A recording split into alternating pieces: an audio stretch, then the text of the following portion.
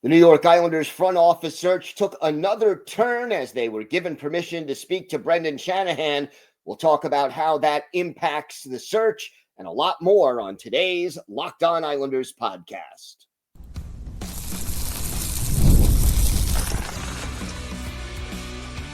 Your Locked On Islanders, your daily podcast on the New York Islanders. Part of the Locked On Podcast Network, your team every day. Welcome, everybody, to the Thursday edition of the Locked On Islanders podcast, part of the Locked On Podcast Network, your team every day. I want to thank everyone who makes Locked On Islanders your first listen every day. Don't forget to subscribe on YouTube or wherever you listen to podcasts so you never miss an episode. Today's episode is brought to you by FanDuel. Right now, new FanDuel customers can get $200 in bonus bets if your first $5 bet wins. I'm Gil Martin. I've been covering the New York Islanders for almost 2 decades, and I wrote the book Ice Wars on the history of the Islanders' rivalry with the Rangers from 1972 to the modern era. So glad you could join us today to talk a little Islanders hockey. Busy show ahead. The New York Islanders have been granted permission to interview Brendan Shanahan. We'll talk about what that means. Plus, there's been a crazy story floating around about possibly having Co-GMs, and we're going to talk about that. Plus, we continue our player-by-player look at the Islanders with defenseman Scott Perunovich. But let's start with the Shanahan news because it is big. The New York Islanders, according to multiple reports out there, have been granted permission to speak to Brendan Shanahan, presently the Maple Leafs president of hockey operations, to discuss the Islanders opening probably for president of hockey operations. So that is at least theoretically possible. Elliot Friedman of Sportsnet confirming that the Islanders were granted permission to speak to Brendan Shanahan. And here's the thing about Shanahan. He's done a lot of good things for the Toronto Maple Leafs, and yet we know of the Maple Leafs' long-standing failure in the playoffs, despite all the talent that the organization has brought in and possesses. And Shanahan has been with the Leafs since 2014. He really helped turn the franchise around, got them to improve their relationship with the alumni, which is always a plus. He built up the core of the team and got their hockey department to function well and bring in top talent. Now, he did hire Lou Lamoriello as general manager, and that did not work out particularly well in Toronto. But you know, again, you've had the big four there, whether it's, signing John Tavares when he became available as a free agent. You have Austin Matthews, you have Mitch Marner.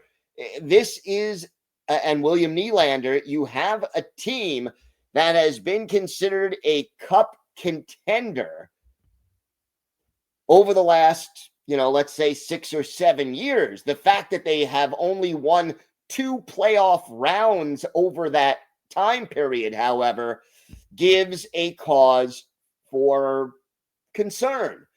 And in addition to having hired Lou Lamoriello to be GM in Toronto, which again did not work out all that well in Toronto, Shanahan played for Lou at the end of his career with the Devils and is familiar with guys like Tommy Albaline, John McClain, members of the Islanders hockey operations department, people who have worked with Lamoriello. A lot of them have also worked with Shanahan.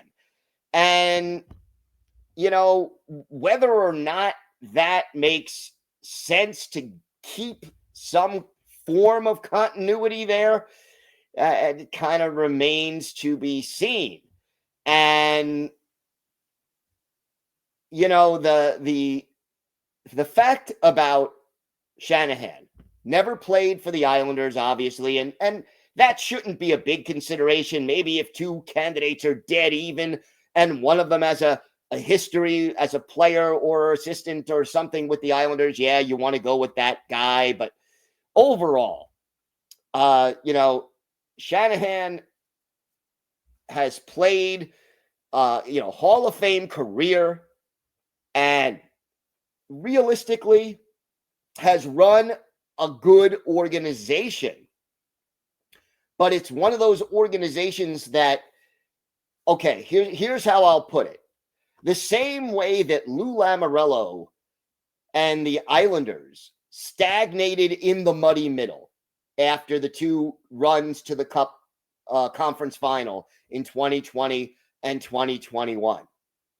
The same way that happened, the Maple Leafs under Brendan Shanahan have kind of been stuck in the next level up, which is a contending team that just can't get out of its own way in the playoffs. And look, only one team wins the Stanley Cup every year. I get it. But on paper, if you look at the Maple Leafs over the last 5-6 years, they should have won a heck of a lot more playoff series than 2. Okay? And that failure, for lack of a better way to put it, the failure of Shanahan and whoever the GM was, depending on when, part of the time it was Lamoriello. But again, whoever it is that is making the ultimate decisions about personnel and the way the Maple Leafs were being run over the last 7 or 8 years, those people never figured out, and they tried a lot of different things, but they never figured out exactly how to get over that hump, how to get a team that has been so successful in the regular season to get them to have playoff success. And maybe part of it is the fact that when you have a big four, it takes up so much cap space that it is difficult to put enough talent around those 4 forwards, those 4 really good or elite forwards, to win a championship. The Leafs have very rarely over the Shanahan tenure had great depth or an elite goaltender, although they did try to bring in several. But that's the concern with Shanahan in my mind. Two things. Number one, maybe a few too many connections to Lou Lamoriello. I would prefer a clean break, or as clean of a break as possible. And 2, the Maple Leafs organization during his tenure, they were consistently a great regular season team, but their inability to figure out how to succeed in the playoffs with all that talent is a concern. And is having a top-heavy team like what Shanahan helped put together in Toronto the best way to win in the NHL? I know you need at least 1 or 2 really elite players. I'm not denying that. But to have 4 of them in this particular instance who were all forwards, it just opens up a bunch of questions about how exactly it should be, because you've got to be able to take that talent and do better in the playoffs. The fact that over the course of Brendan Shanahan's tenure as Maple Leafs president, that the Islanders, even though during the regular season, the Islanders were nowhere near as successful as the Maple Leafs, in the playoffs, the Islanders were more successful. Now, ultimately, neither one of these teams won the Stanley Cup, but, over the last 10 years. But realistically, Shanahan's Maple Leafs couldn't do more with the higher level of top talent that they had. So it will be interesting to see if they go for Shanahan. Now, keep in mind, Brendan Shanahan is more likely going to be interviewing for the same position with the Islanders that he held with the Leafs. He would be the president of hockey operations. And then whether or not, most likely he then in turn helps decide who the next GM is going to be. I don't think they're looking at Shanahan as a GM. I don't think he kind of fits that bill at this stage in his career. I think he's more than capable of doing it. But after being the president of hockey ops in Toronto, I don't think he's going to want to, go back down to being GM. Could he wear both hats? Possibly. Should he? Different story. But realistically speaking, he is more likely to be president of hockey operations than he is to be the new GM. We've got a lot more to get to on today's show. Some reports that the Islanders were considering co-GMs.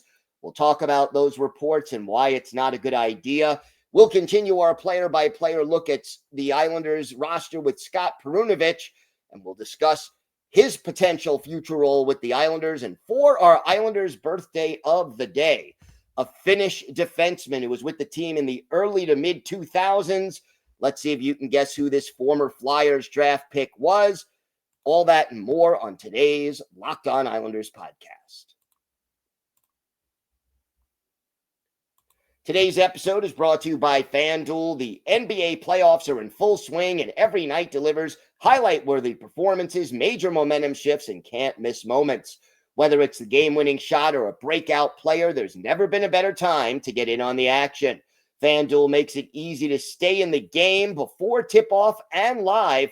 With player props, performance trends, and same-game parlays, fans have more ways than ever to play smart and win big. And hey, if you've got a read on who's heating up, why not back it up with the same-game parlay? And how could a $200 bonus in bets add to the excitement of if your first $5 bet hits? Check it out right now. If you're new to FanDuel, this is the perfect time to sign up. Head to FanDuel.com and place your first $5 bet. If it wins, you get $200 in bonus bets. Again, FanDuel.com. Place that first $5 bet. If it wins, $200 in bonus bets for you. Make every moment more with FanDuel. It's an official sports betting partner of the NBA.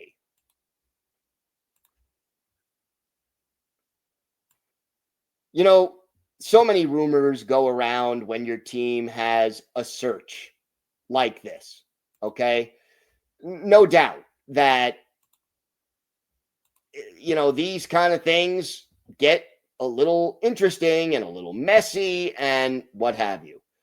Well, there's been one report that the New York Islanders may actually be thinking about the possibility of co-GMs. And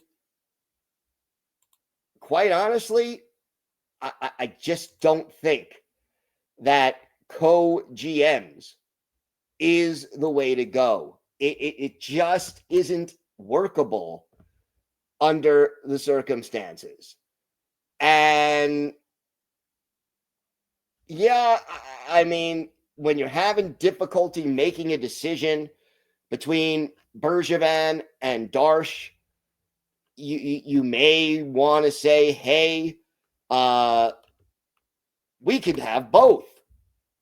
But realistically, it doesn't work well to have two people without a distinct chain of command.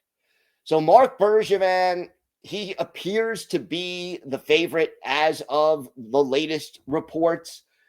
But Matthew Darche seems to be sort of the next in line, and they seem to like both candidates. But, recently Elliot Friedman discussed the possibility that, you could have both. Here's what Friedman had to say. I did hear the rumor of co-GMs, of Bergevin and Darche. There's been a lot of craziness around this, so I don't know how much stock I really put in that. But I would say this, though, that is a bad idea. A bad idea. The Islanders did this 20 years ago with Pat LaFontaine. It didn't last very long. It's just a bad idea. It's got nothing to do with the people you put in place. You have to have one decision maker. You have to have a clear delineation of power. There ultimately has to be someone knowing they have the final say. You can't split power. You could have two people there that say you believe in these two people, but there has to be clarity. Never split power. You have to have someone that ultimately has the right to make the final decision. And I have to agree with Elliot Friedman on this. If the Islanders can't decide between these two candidates, they're in trouble. And again, you don't want to have the opposite problem of what you had under the last regime. Under Lou Lamoriello, the problem, a skeleton staff, very little behind Lou Lamoriello. Lou was a hands-on kind of a do-everything guy, according to multiple published reports. And I get that. But you don't want to have that. You want to be having a larger staff, not a skeleton crew. You want to develop successors and people who can step in if need be at different times. And I just don't want to see a situation where there is no ultimate decision maker apparent, because there was inevitably going to be times when your co-GMs, and I'll put that in air quotes, your co-GMs are going to disagree on stuff, whether it's who to send down or who to call up when there's an injury, whether it's a trade offer or possibility, whether it's a draft pick. Ultimately, one person has to have the final say. And while I would love to have, I'm making this as an example, I'm not saying this is going to happen or, is what the Islanders are thinking about.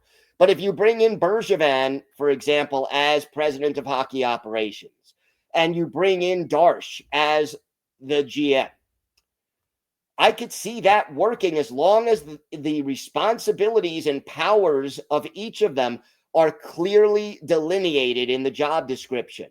So, hiring and firing scouts, president of hockey operations. Deciding who makes the final roster after training camp, general manager. Yes, they can consult with each other on anything, but ultimately, somebody's got to have the final say. And if you just have co-GMs, or if you have like one GM who is in charge of drafting and scouting and one GM who is in charge of roster building and who gets cut and who gets traded, if they're not on the same page, they will work against each other. Where one, the guy in charge of roster building and draft picks is trying to make the defense stronger, and the general manager in charge of roster decisions feels like they need more offense, and it's just, they're not on the same page. And so a lot could be happening, but not a lot will get done that will move the team forward. So I'm concerned that this is even out there. I know everydayers may remember we've talked about it in the chat room on YouTube during our premieres. And if you go back in Islanders history, Neil Smith, very briefly, took over as GM of the Islanders for 90 days, realized that he would have to share power in a way he didn't believe he wanted to share it, and he left. It won't work to do co-GMs. Ultimately, John Collins is going to have to make a choice. And whoever he chooses, swing and a miss or hit a home run, ultimately you can't do both. You can't choose two guys to fill one job. You have to choose the best person available And no choice is perfect. And one guy may be better at something and another guy may be better at something else. But you've got to be able to get out there and make a decision and live with it. And if you get it wrong 2, 3, 4 years down the road, you got to try again. But Co-GMs is a recipe for disaster, and I would not be in favor of the New York Islanders going out and doing that in this offseason when they have to make a hire for a new GM. You want to divide responsibilities between president of hockey operations and GM? Go for it, as long as it's clearly delineated and these two people can work together. But you can't have two people with the same job description and expect things to run smoothly over the long run. It just isn't a recipe for success. We have got more to get to on today's show. We'll talk about Scott Perunovich, what his contributions to the Islanders were last year, what his future looks like, and how that decision will impact the team. All that, plus our Islanders birthday of the day, coming up next on today's Locked On Islanders podcast.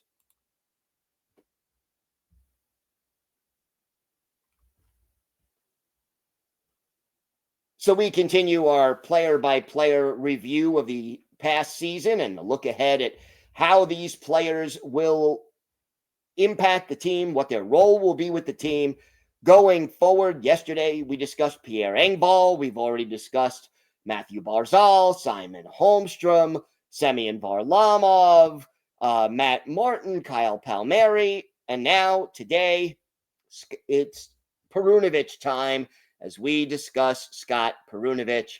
Only played 11 games with the Islanders this year, and yet that was a kind of a smart move because in the end, the Islanders did not have to give up any draft picks in the deal that got Perunovich here. Perunovich right now is a restricted free agent with arbitration rights. He ended up playing 11 games, 3 assists. He was a -4, had 4 penalty minutes, on the ice for 19 minutes and 2 seconds per game with the Islanders in those 11 games. All 3 of his assists came at even strength. He had 9 shots on goal and 17 shot attempts in those 11 games, 16 blocked shots, 6 hits. Look, here's the deal with Perunovich. 5'10", $175. Small guy, mobile guy. Skills, yeah, he's got some of those, but hardly an elite kind of a player. To me, you add Perunovich, I think you could sign him to be a third pair or extra 7th or 8th defenseman. He is right now 26 years old. He'll turn 27 in August. He's in the prime of his career. He is not going to break the bank if you want to keep him around. He's coming off a contract where he earned $1.15 million. I could see signing him for somewhere between $1 million and $1.5 million a year on a 1, 2, 3-year contract at most to fill that depth defenseman role. He fits Patrick Waugh's system very well. I could totally see him sticking around if Waugh is sticking around. Again, you got Adam Boqvist, Scott Perunovich, Tony DeAngelo. You're not bringing back all 3. You bring back one, probably, one for sure, 2 possibly, but not all 3. Perunovich has the highest contract out of the 3. Do you bring him back? I think you can. But again, I would not break the bank, and I would not expect more from him than third pair defenseman as a ceiling, possibly second power play unit, more likely second power play unit if somebody else gets hurt.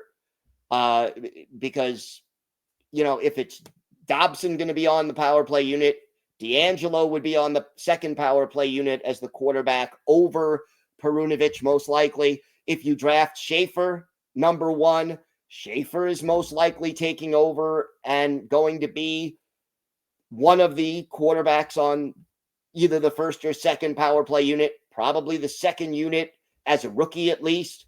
But Perunovich can move the puck. He can skate. He can pass. He's not dreadful defensively, but that's not his forte. I think he's a useful depth piece. I think he's someone who can do a solid enough job for the Islanders as a useful player, but not someone who is going to be considered, a major core component of the team. Now, he has never played more than 54 games in any NHL season. He has never scored more than 2 goals in an NHL season. He has never scored more than 17 points in an NHL season. So that's where he's at.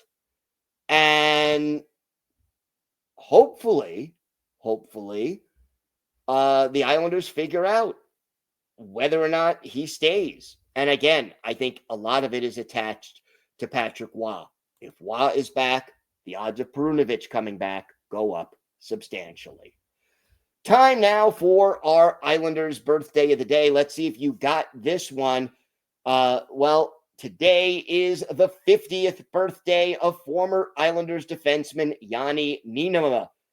The Finnish native, 6'1", 220, a second-round pick of the Flyers back in 1993, 36th pick overall.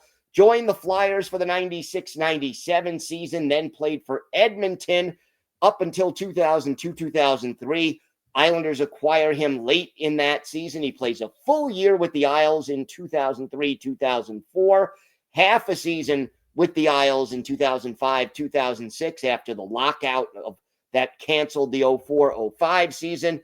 And then he finishes his career briefly with the Stars, the Canadiens, and then heads back to Europe. Niinimaa, solid offensive defenseman, 741 career games, 54 goals, 319 points, 733 penalty minutes. Played in 59 playoff games, 10 of those with the Islanders, had 3 goals, 24 assists in those 59 games. With the Islanders, a goal and 3 assists in 10 playoff games. But one of his better games as an Islander, how about March 12th, 2004, Islanders visiting the then mighty Ducks of Anaheim. Rick DiPietro, the goalie for the Islanders. Martin Gerber is the goalie for the Ducks. And in this game, the Islanders get on the board first. Our Islanders' birthday of the day, Janne Niinimaa, helped set up Cliff Ronning late in the first period. Mariusz Jerkovsky, the other assist. Islanders up 1-0. After the Ducks tie it on a power play goal by Samuel Paulson, our Islanders' birthday of the day, Janne Niinimaa scores late in the second period. Kenny Janssen and Cliff Ronning, the assist, puts the Islanders up 2-1. An empty netter by Dave Scatchard clinches the win, 3-1 for the Islanders. DiPietro, 45 saves in a game. The Islanders are outshot 46-29. But for Janne Niinimaa, our Islanders' birthday of the day, he has a goal, he has an assist, he's a +2. He has 2 penalty minutes, and he scores the game-winning goal on his only shot on goal. And again, talk about a guy who could munch the minutes. 27 minutes and 3 seconds of ice time for Janne Niinimaa in this game. Janne Niinimaa is our Islanders' birthday of the day. Thank you for making Locked On Islanders your first listen today. For your second listen, check out the all-new Locked On NHL Game Night. Every game, every night until a Stanley Cup champion is crowned. Get local analysis on a national scale. Find NHL Game Night on Locked On NHL, on YouTube, or wherever you listen to podcasts. It's part of the Locked On Podcast Network, your team every day. If you have a question, a comment, maybe a topic you'd like us to discuss on a future episode, email us at lockedonislanders@gmail.com. And if you leave your first name and where you're from, we're happy to mention you on the show when we discuss whatever's on your mind. You can follow the show on X at Locked On Isles. You can follow me, Gil Martin, on X at Ice Wars, NYR, VSNYI. We'll keep you up to date on all things Islanders all year long, and that includes the hirings and firings going on throughout this critical off season. It's always great to talk a little Islanders hockey with you anytime. Everydayers, we are back tomorrow. Hopefully we'll have a little more news, maybe a Bo Horvat injury update. We will definitely discuss, as we continue our player-by-player look at the team, Ilya Sorokin, what his season was like. What grade would you give Ilya Sorokin, and what is his future role with the team? So make sure you join us for that. Until then, have a great day, everybody. Stay safe, and of course, let's go Islanders.